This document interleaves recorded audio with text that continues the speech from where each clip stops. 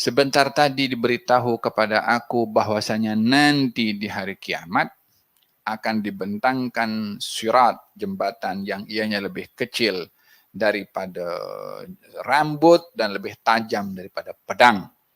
Walaupun di awalnya tadi merangkak dan berkali-kali, di pertengahan dia boleh terus berdiri dan lancar perjalanan sampai ke penghujung sirat. Katanya,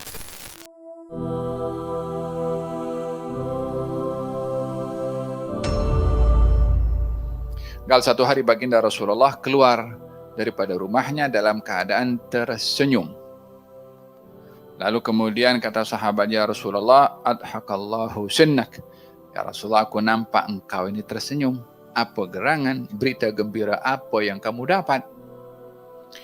Kata baginda Rasulullah, ya, sebentar tadi diberitahu kepada aku bahwasanya nanti di hari kiamat akan dibentangkan sirat, jembatan yang ianya lebih kecil daripada rambut dan lebih tajam daripada pedang.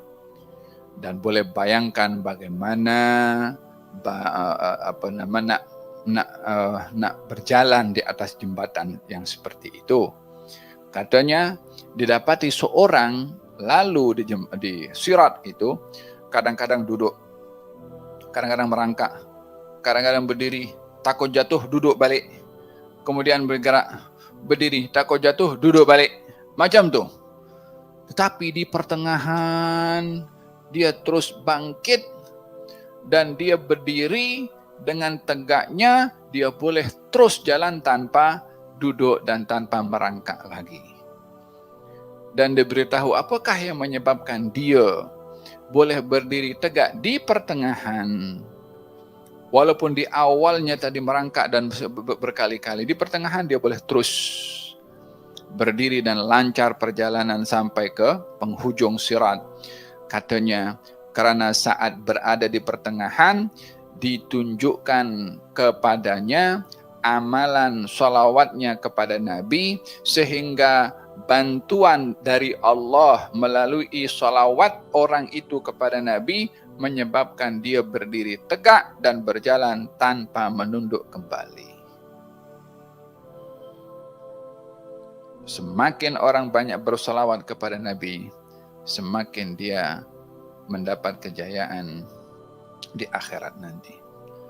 Ada keutamaan bersalawat kepada Nabi sallallahu alaihi wasallam. Dalam Al-Qur'anul Karim Allah Subhanahu wa taala berfirman, "Lahu mu'aqibatun min baini yadayhi wa min khalfihi yahfazunahu min amrillah." Allah mempunyai malaikat, tugasnya menjaga manusia. Ada malaikat sebelah kanan dan ada malaikat sebelah kiri. 2 malaikat. Dan ada lagi 2 malaikat, kata Imam At-Tabari, ada 2 lagi malaikat yang menjaga mulut orang itu. Menjaga apa mulut orang itu? Mulut orang itu kalau bersalawat dicatat oleh malaikat untuk disampaikan kepada baginda Rasulullah SAW. 2 malaikat yang lain catat amalan yang lain. Untuk salawat malaikat khusus untuk mencatat dan disampaikan kepada baginda Rasulullah. Tentunya yang membalas pahalanya adalah Allah Subhanahu wa taala. Satu-satunya amal ibadah yang dibalas oleh 2. Allah membalasnya, Nabi pun juga membalasnya kepada orang tersebut. Itu adalah amal ibadah salawat. Ma min musallimin yusallimu alayya illa raddallahu alayya ruhi hatta aruddu alaihi salam.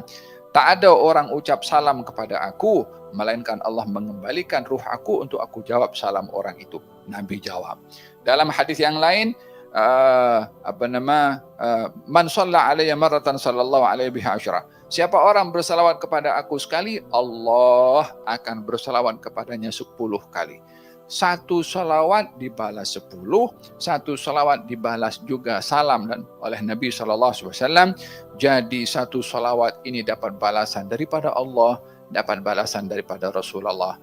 Ambil peluang selagi mulut boleh berbicara, selagi hati boleh bersalawat kepada Nabi, ambil masa ini untuk memperbanyak bersalawat kepada Nabi.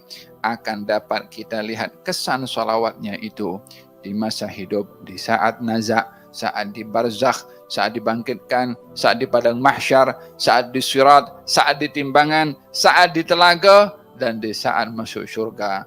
Insya Allah bersama dengan Rasulullah Sallallahu Alaihi wa ala alihi wa sahbihi wasallam.